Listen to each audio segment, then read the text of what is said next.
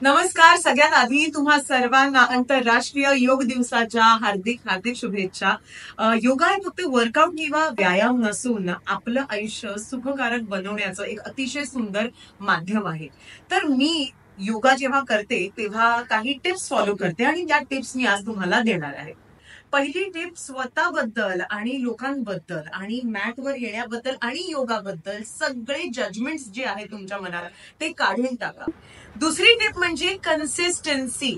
कंटाळा आलाय, वेळच नाहीये, खूप काम आहे, बाहेर जायचंय, हे सगळं विसरून जा.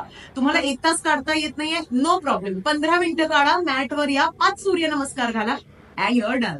टिप नंबर 3, खूप कठीण आसनं यायला हवी असं काहीच नाहीये. तुम्ही मॅटवर येऊन साधा सुद्धा सूर्यनमस्कार जरी केलात ना तरी खूप आहे. टिप नंबर 4, योगामध्ये सगळ्यात इम्पॉर्टंट असतं ते म्हणजे तुमचं ब्रीदिंग.